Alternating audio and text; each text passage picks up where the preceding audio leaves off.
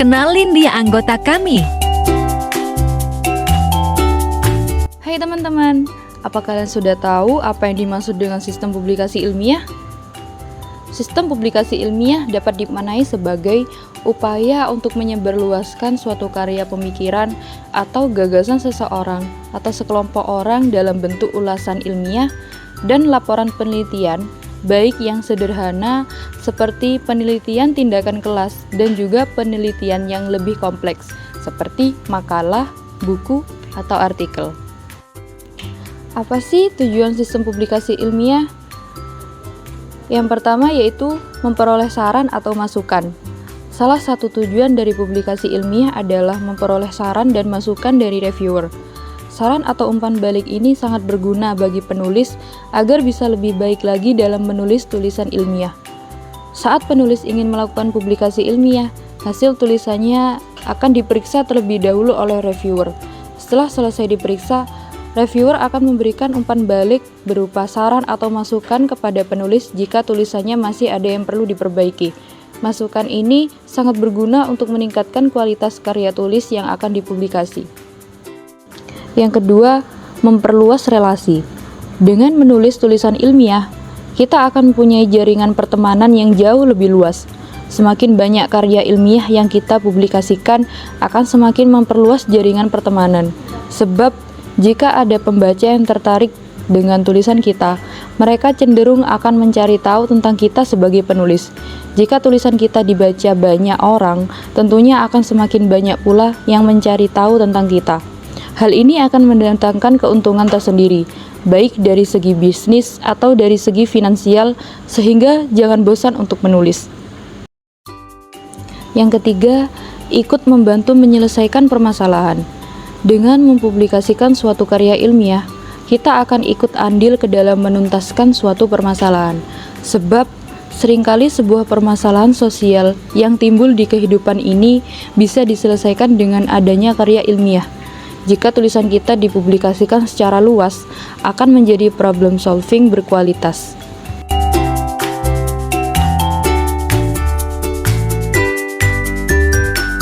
Sistem publikasi ilmiah mencakup beberapa jenis utama.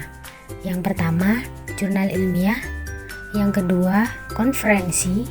Yang ketiga, buku ilmiah.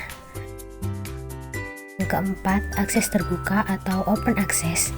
Yang kelima, repositori institusional. Dan yang keenam, media sosial akademis.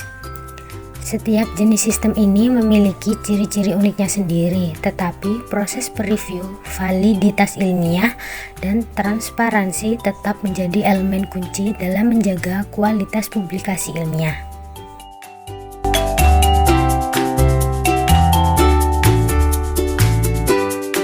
Ciri-ciri umum dari sistem publikasi ilmiah meliputi 1. Proses preview, 2. Validitas ilmiah, 3. Transparansi, 4. Akses terbuka atau open access, 5. DOI atau Digital Object Identifier, 6.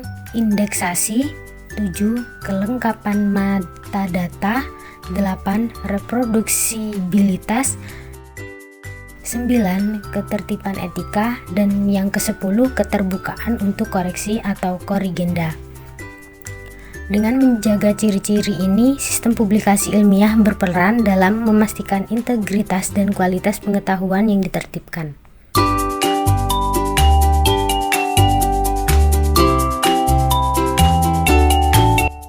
Pada bagian ini, kita akan memberikan kalian pembahasan mengenai bagaimana sih cara publikasi jurnal ilmiah dengan cepat dan mudah. Adapun langkah-langkahnya sebagai berikut. 1. Buat garis besar penelitian. Yang pertama, garis besar makalah penelitian harus dibuat dengan mengatur semua topik penelitian dalam format yang tepat. Kita dapat menemukan ide tentang apa yang ingin kita pelajari dari membaca buku, jurnal, berita, dan bahkan film. Garis besar esai kita dapat berupa topik yang kita sukai atau fokuskan. Misalnya, kita belajar di bidang ilmu kesehatan, dan kemudian kita memutuskan topik yang kita fokuskan, mungkin seperti kasus stunting di suatu wilayah seperti di Jember. Dari fokus tersebut, kita kembangkan kembali dengan mencari permasalahan yang ada di kawasan Jember. Yang kedua, membuat draft penelitian. Draft penelitian ini dimulai dari bab pendahuluan sampai bab penutup. Yang ketiga, patuhi standar etika menulis. Pastikan pekerjaan kita ditulis secara etis.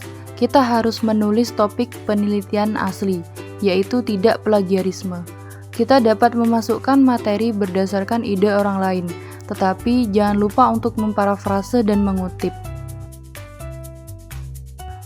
Selanjutnya, yang keempat, mencari jurnal yang sesuai. Kesabaran adalah kunci dari langkah ini. Kita perlu melakukan penelitian mendalam tentang ruang lingkup jurnal dan menemukan yang paling relevan dengan topik penelitian kita. Pastikan penelitian yang kita lakukan termasuk dalam kategori dan ruang lingkup jurnal yang kita pilih, serta harus bermanfaat dan relevan bagi pembaca jurnal. Misalnya, jika latar belakang studi kita adalah kesehatan, disarankan agar kita memilih jurnal dengan tema kesehatan. Hal ini karena dengan menggunakan analisis yang sesuai dengan konteks penelitian, kita dapat menulis makalah kita dengan lebih mudah.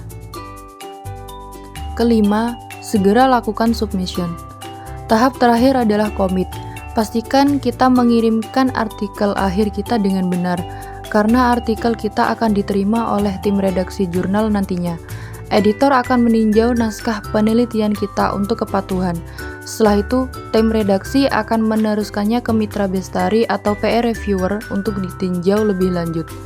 Agar naskah kita tidak ditolak oleh tim redaksi, kita harus menyesuaikan template jurnal. Biasanya, template jurnal ini sudah tersedia di website penerbitan jurnal. Secara umum, terdapat dua bentuk media publikasi, yaitu bentuk buku dan non-buku. KTI yang dipublikasikan dalam bentuk buku harus memenuhi persyaratan, antara lain, yang pertama yaitu diterbitkan oleh lembaga atau organisasi profesi atau penerbit yang berbadan hukum dan diedarkan secara nasional dan memiliki ISBN atau International Standard of Book Number. Sedangkan KTI yang dipublikasikan dalam bentuk non-buku terdiri dari jurnal nasional, baik yang belum terakreditasi maupun jurnal nasional yang terakreditasi, jurnal internasional, baik yang tidak bereputasi maupun yang bereputasi, majalah, proceeding, surat kabar, dan website.